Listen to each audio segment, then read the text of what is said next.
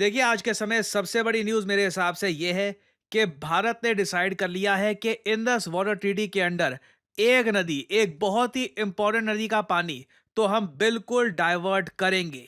इधर आप देख पाओगे, ये मेरे हिसाब से एक बहुत ही बड़ा, मैं कहूँगा, ब्रेव डिसीजन है बाय इंडिया। क्योंकि पाकिस्तान ने खूब धमकियाँ दी कि हम कुछ कर देंगे, हम ऐसा कर देंगे, वैसा कर देंगे, बट इंडिया ने देखिए प्री फिजिबिलिटी स्टडी लॉन्च कर दी है कि चेनाब नदी का पानी हम कैसे डाइवर्ट कर सकते हैं। नाउ चेनाब नदी को आप अगर मैप में देखो तो ये नदी स्टार्ट होती है हिमाचल प्रदेश में। उसके बाद जम्मू कश्मीर से गुजरकर ये जाती है पाकिस्तान में। पाकिस्तान के लिए ये बहुत ही इंपॉर्टेंट नदी है। और भारत ने अब लॉन्च कर दी है एक प्री फिजिबिलिटी स्टडी कि क्यों ना इसका जो पानी है ये हम हमारी जो स्टेट्स है वहां पर डाइवर्ट करें। पंजाब है, उसके अलावा राजस्थान है, हरियाणा है, वहां तक हम ये चिनाब का पानी क्यों नहीं पहुंचा सकते, क्योंकि नीड हमारे यहाँ भी है। हमारे यहाँ देखिए, अर्बनाइजेशन लगातार बढ़ती जा रही है। भारत की आबादी अभी भी लग रहा है कि थमेगी नहीं। लग रहा है कि एक 160 करोड़ के आसपास का टॉप बनेगा, उसके बाद डिक्लाइन आएगा आबादी में। तो हमें भी पानी चाहिए होगा। और इसके लिए आपने देखा होगा आर्टिकल्स में प्री फिजिबिलिटी स्टडी लॉन्च होती है ना। इसका मतलब क्या है? जो ये शब्द है ना फिजिबल, इसका मतलब होता है कि कोई चीज पॉसिबल है या नहीं। आप मान लो कि मुझे कोई स्कीम बताते हो कि हम ये कर देंगे, ये बिल्डिंग बना देंगे। मेरा पहला सवाल होगा, इज इट फिजिबल? क्या ये पॉसिबल है? क्या ये हम कर पाएंगे? और प्री फिजिबिलिटी स्टडी में देखिए, एक रिवर को डाइवर्ट करना आसान होता नहीं है। It is one of the most difficult things to do, क्योंकि एक नदी का बहाव है और आपको अगर उसको चेंज करना है तो आपको एक नया रास्ता खोदना होगा उस नदी के लिए। और आपको ये भी देखना होगा कि फ्लडिंग ना हो जाए, आप प्रॉपरली यूटिलाइज कर पाओ उस पानी को। आपको ये भी देखना होगा कि नया रास्ता खोदने के लिए कितना पैसा जाएगा, क्या ये सेफ है या नहीं, कल कोई से नेचुरल डिजास्टर ना आ जाए। तो इसलिए एक प्री फिजिबिलिटी स्टडी हम लोगों ने लॉन्च कर दी है कि अगर हम चेनाब का पानी डाइवर्ट करते हैं तो इसमें खर्चा कितना आएगा, किस किस स्टेट को फायदा होगा। और यहाँ पे आप देख पाओगे, सरकार का मेन फोकस इन तीन राज्यों पे है, पंजाब, हरियाणा, राजस्थान। तीनों ही स्टेट्स में आप देखोगे पानी की कमी महसूस की जाने लगी है। We need this water for India. और अगर यहाँ पे आप सोच रहे हैं मगर ये सब करने के लिए तो कैनाल्स बनाने होंगे ना। कैनाल बाय द वे ये होता है, ये आप देख पाओगे, दिस इज अ कैनाल, एक तरीके से रास्ता होता है पानी के लिए। तो हाँ बिल्कुल, यहाँ पर जो हम बनाएंगे ना, ये Chenab Ravi Beas Sutlej link canal project होगा।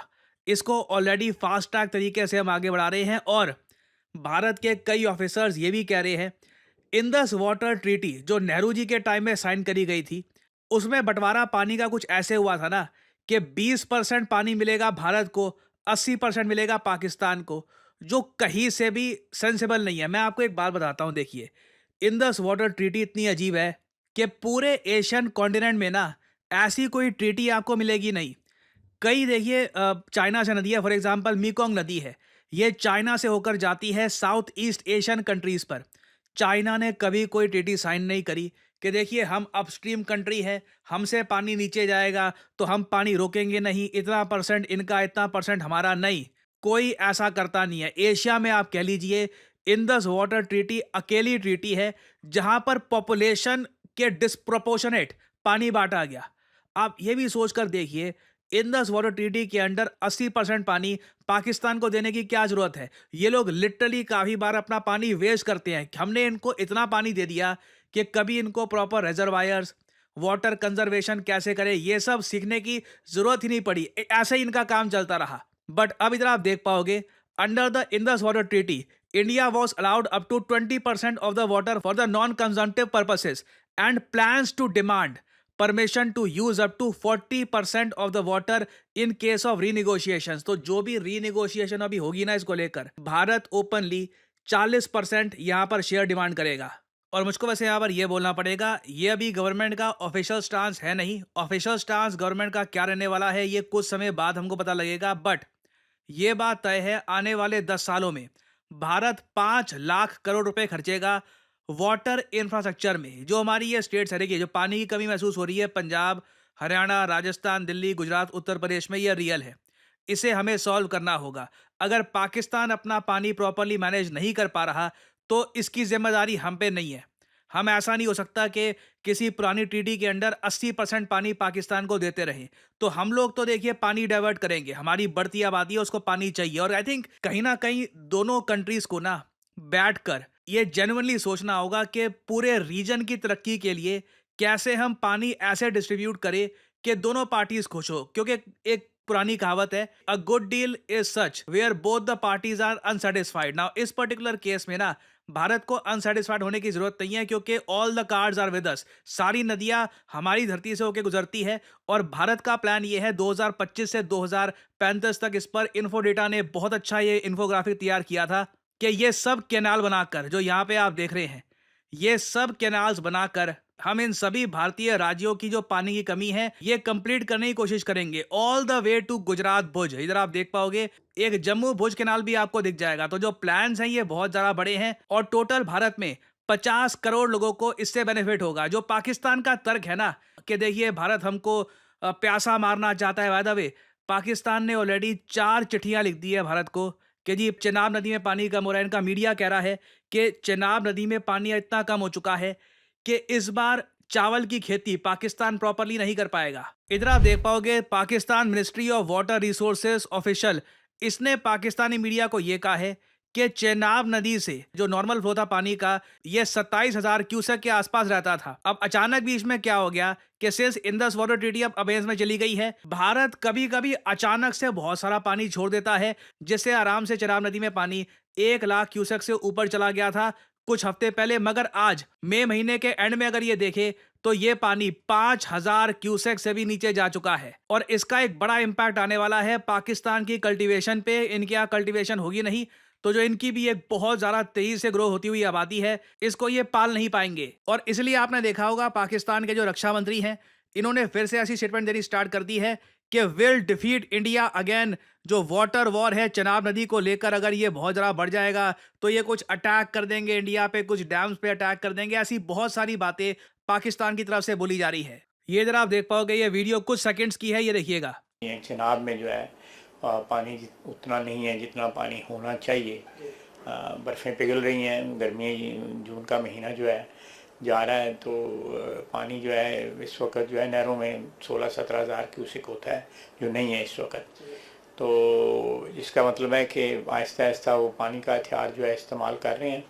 इसका भी सद्देबाब हो जाएगा। पहले उनको जो जंग में जो है रवायती जंग में शिकस्त हुई है, अब पानी की जंग में भी इंशाल्लाह ताला उनको शिकस्त होता है। कोई बैकडोर मुज़ाकरात जारी है? मुझे इल्म नहीं है। इस किस्म की अफवाहें जो है वो पीटीआई के हलकों से उड़ती रहती हैं। अब देखिए अपनी जनता को खुश करने के लिए ये ऐसी स्टेटमेंट दे देंगे कि इंडिया पे अटैक कर देंगे पानी के लिए वगैरह, मगर घूम फिर के पाकिस्तान को जेन्युइनली सोचना होगा कि अगर ये पानी की वेस्टेज कम करे। अब कराची में कई बार जो पानी की कमी महसूस होती है ना, उसका बड़ा रीज़न है वाटर वेस्टेज। पाकिस्तान में कमाल की है, ये इस टाइप का कंट्री है जब तक इनको दिखता नहीं है कि कोई चीज़ करने की आवश्यकता है करते ही नहीं है। इन लोगों ने कभी भी वाटर कंजर्वेशन का कुछ अपने देश में किया ही नहीं है। मेरा मानना है अगर हम इंडस वाटर ट्रीटी को रीनिगोशिएट करते हैं, पाकिस्तान को 55-60% और भारत को 45-50% के आसपास मिल जाता है या 45-40% के आसपास मिल जाता है, उस केस में भी ये पाकिस्तान के लिए बहुत सारा पानी होगा। क्योंकि ये बात पाकिस्तान की सरकार खुद कह चुकी है कि ये हर साल 10 से 15 बिलियन डॉलर का पानी ये वेस्ट करते हैं, जबकि दुनिया से ये एड मांगते हैं हर साल 2 बिलियन डॉलर के आसपास की। तो अगेन या इनको कुछ डिसिप्लिन सीखना होगा अपने कंट्री में। बाकी वाटर वॉर की अगर हम बात करें, I don't think Pakistan afford कर सकता है इंडिया के अगेंस्ट वॉर। हमने अगर डिसाइड कर लिया कि पाकिस्तान को चोट पहुंचानी है तो उस केस में Pakistan will suffer a lot. But either way ये देख के अच्छा लग रहा है कि भारत ने फाइनली अब डिसाइड कर लिया है कि चेनाब नदी का पानी डाइवर्ट किया जाएगा। देखिए मेरा मानना है अगर आज के समय आप आर्टिफिशियल इंटेलिजेंस का इस्तेमाल नहीं कर रहे काम में तो आप किसी और ही युग में जी रहे हैं। क्योंकि एआई की मदद से आप बहुत सारी जॉब्स कर सकते हैं, आप बहुत सारा पैसा कमा सकते हैं, अपने आप को अपस्किल कर सकते हैं। फॉर एग्जांपल अगर मान लीजिए मैं दिखाना चाहता हूं कि कैप्टन अमेरिका ये मुंबई के किसी बिजी स्ट्रीट में वड़ा पाव खा रहा है और उसके ऊपर एक बहुत ही अट्रैक्टिव टेक्स्ट में लिखा है यमी, तो मैं आसानी से कर सकता हूँ सही प्रॉम्प्ट डालकर। और इधर आप लोग देख सकते हैं it was just that easy. इसके बहुत सारे वेरिएंट आप बना सकते हैं। अगर मैं चाहूँ कि इस इमेज को मैं मूव करवाना चाहूँ तो इस तरीके से, जैसे कि अपनी स्क्रीन पे आप देख पा रहे हैं, मैं बहुत सारे जनरेटिव एआई सॉफ्टवेयर की मदद से इस इमेज को मूव करवा सकता हूँ, एक स्टोरी क्रिएट कर सकता हूँ। I can pretty much do anything. और ये सिर्फ एक छोटा सा एक बहुत ज़्यादा छोटा सा एस्पेक्ट है जनरेटिव एआई का। जनरेटिव एआई की मदद से आप किताबें लिख सकते हैं, आप पर्सनालिटीज क्रिएट कर सकते हैं। You can pretty much do anything you want. और अगर आपने सही जगह से जनरेटिव एआई का कोर्स कर लिया तो मैं आपको बता दूं, आप एक प्रॉम्प्ट इंजीनियर के रूप में नौकरी कर सकते हैं। जी हाँ, प्रॉम्प्ट इंजीनियर। कई लोगों को पता ही नहीं है कि ये नौकरी एग्जिस्ट भी करती है। कई लोग आराम से साल का 4 लाख से लेकर 6 साढ़े 6 लाख, जी हाँ, जो रियलिस्टिक सैलरी होगी वही मैं आपको बताऊंगा। कई लोग होंगे जो आज के समय कहते हैं कि जी हमारा कोर्स कर लो, फिर 25 30 50 लाख वगैरह। जो रियलिस्टिक चीज़ होगी वही मैं आपको बताऊंगा। प्रॉम्प्ट इंजीनियर को गूगल कर लीजिएगा, प्रॉम्प्ट इंजीनियर जॉब्स।